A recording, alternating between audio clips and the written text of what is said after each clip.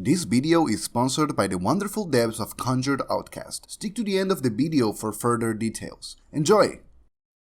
I like TTRPGs. I do because they have no technical limitations like video games. But as much as I love them, it's hard to put my finger on what is about them. You know? What is it that makes us pause for a second to take in what just happened? That invites us for those moments where we lose our breath for just an instant as we make a final attack roll on an important battle, which makes us jump from our chairs in unison with the other players and scream for a natural 20. That makes us cry when that special PC in the party dies for good. It isn't leveling up that makes us tremble, nor reading our freshly rolled stats that makes us glad we came to the table or chat room with our friends. It's messing around with them, seducing that one NPC that everybody likes, stealing the very important item from under the king's nose unnoticed. It's sitting around the campfire, talking about your backstory. And yes, casting fireball in the room counts too. After all, it's not the destination, it's all about the journey and what you make of it.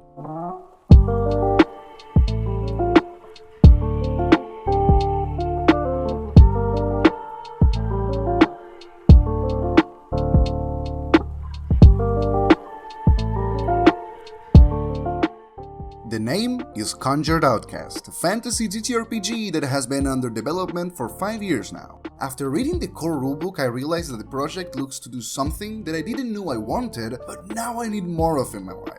It takes the concept of a game with detailed rules that work to prop up creative solutions and pumps it to 100. Let me explain. Combat! On a surface level, the game feels similar to D&D, but as soon as you start reading the specific rules, it becomes immediately noticeable that this is a completely different beast. The combat, for example, provides very detailed and sometimes downright complex actions to perform that in other TTRPGs would be tied to specific classes. In this game, even a spellcaster can do a charge attack into enemies if they so choose to, for example. You also have helpful details about how combat will work underwater, climbing, and even flying, something that in my experience has given me headaches trying to figure out just because it's obviously not the same, so there has to be some difference to the combat, and also kind of makes it more exciting, you know, like, oh, I need to think strategically or where to fight. They even added detailed flanking, backstab, suffocation, and surprise round rules so you as a DM can rest easy or change it if you prefer homebrewing these aspects of the game. So, like, yeah.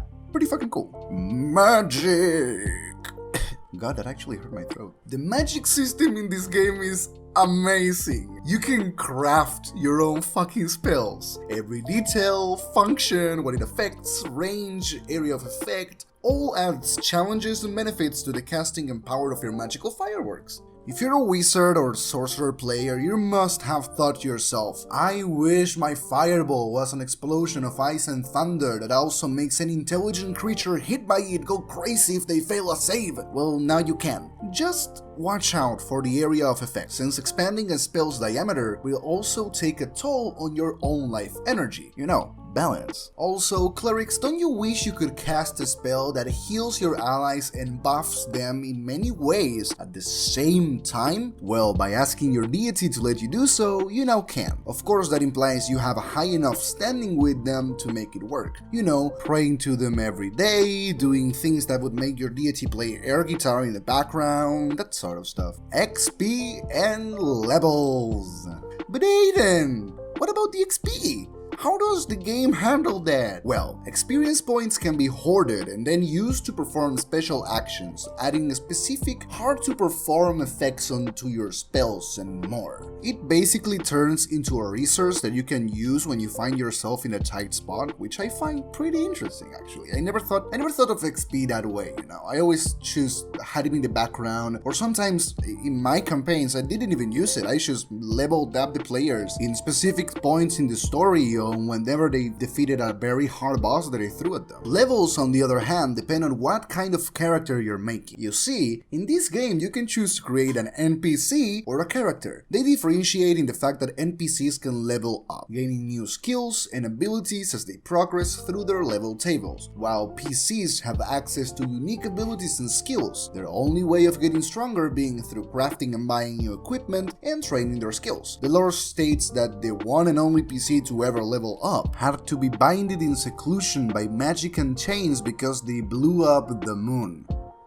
So yeah, I can see why you would want to balance that stuff out. But why though? After running a few games with a small group of people online, I started to feel something. In my opinion, this game wants to graph the journey you and your friends went through and flesh it through the mechanics. It wants to make traveling from one village to the next an enjoyable experience that you can't wait to have. Now, you will be itching to get into a caravan and travel for a month so you can train your polearm skills, to craft new spells based on what you've learned, to pray for divine favor, to craft and manufacture weapons and armor for selling or using. Oh yeah, crafting. I mentioned that a few times, right? Crafting.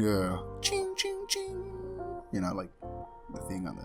I haven't come across a more detailed alchemy, chemistry, crafting and smiting system so far. This book really goes the extra mile to make my character is an artificer, he used to be a weaponsmithy kinda players have something to work with. Now you can make golems, robots or even borderline legendary gear in your trip to your next dungeon delving adventures, as long as you have the skills necessary, of course. Talking about traveling. Travel! Detailed biomes. Actual starts for any DM to flesh out the areas the players will be traveling through, with dangers and benefits and animals and wildlife to them, which is pretty fucking cool. That's it really, wasn't much of a big point, I just wanted to point that out. And now for an actual final section, let's talk about creativity. That's how you say it? I think that's how you say it. What this core rulebook asks from players is creativity. It encourages you to be crafty with your spells, time, XP, weapon and skill choices. It lets you pick a basic mold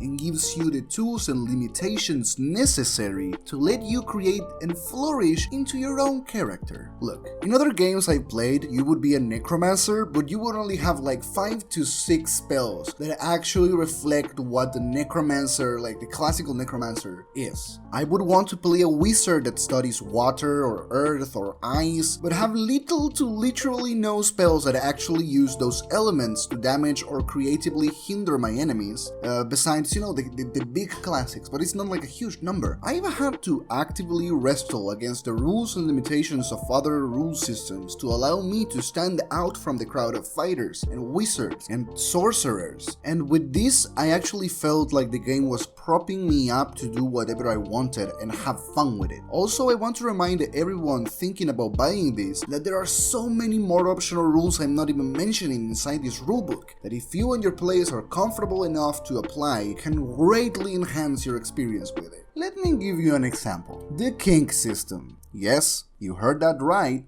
The Kinks system. It's an optional addition to the core rules that let you, the player and the DM, dictate when something that your PC experiences can plant seeds, which when teased enough can become a kink. You have to roll a 1d20 and the result is the amount of times your character must experience this occurrence before it becomes a kink, and always with consent, of course. Now, this can sound kinda weird at first, but after trying it out, I realized this enhanced the persuasion and intimidation attempts at the table. Giving a kink to an important NPC can make it so the face of the group has an easier time persuading or even blackmailing them into giving crucial information or items that might come in handy later on. Of course, as I said before, and even the devs confirmed to me beforehand, this is an optional, complementary rule set that the DMs should ask players if they are comfortable with, so keep that in mind. And now for my final thoughts. Even if this video wasn't sponsored, I would have to recommend this.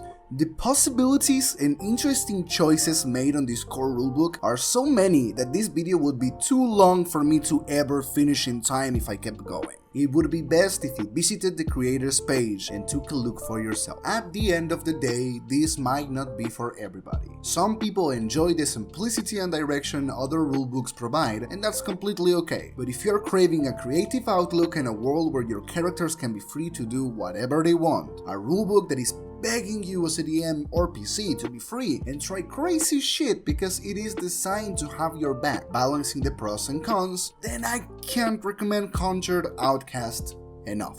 Talking about that, allow me to give you more detail about them. They sponsored this video, which I am very grateful for, and I Again, I can't thank them enough. So, to buy the core rulebook, you can either join the creator's Patreon, which will get you the book, character sheet and more, but also give you access to a Discord server where you can chat with the creator and others to ask any questions you might have, or direct message them through Twitter, which I will leave a link in the description for, and ask for a copy. Small disclaimer, if you choose to message them on Twitter, know that they post not safe for work content in there. Again, they post mature content in there, so don't go if you're sensible to that stuff. Just so you guys know beforehand.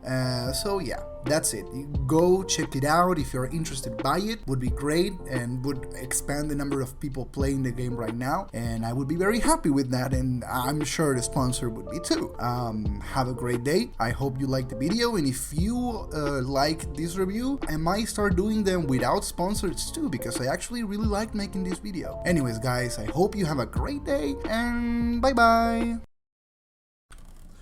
It's obvious what I want, you have plenty for my needs. Come on and face me, baby, teach me how to feel. And if I'm a request, I promise I'll be nice. Let's do it in front of a bunch of nerdy guys. I want on a 20, come and give me 20. Add to and a 0, come and be my hero. I don't wanna deal with 19 sides of your little plastic lies. I want on a 20, come and give me 20. Add to and a 0, come and be my hero. I don't wanna deal with 19 sides of your little plastic lies. Acordate cuando me veas así, que estaría mejor con un 20 a mi favor, si no fuera por la turbia verdad. Tal vez yo tendría mejores chances de ganar. I want on a 20, come and give me plenty. Add to and a 0, come and be my hero. I don't wanna deal with 19 sides of your little plastic lies. I want on a 20, come and give me plenty. Add to and a 0, come and be my hero. I don't wanna deal with 19 sides of your little plastic lies.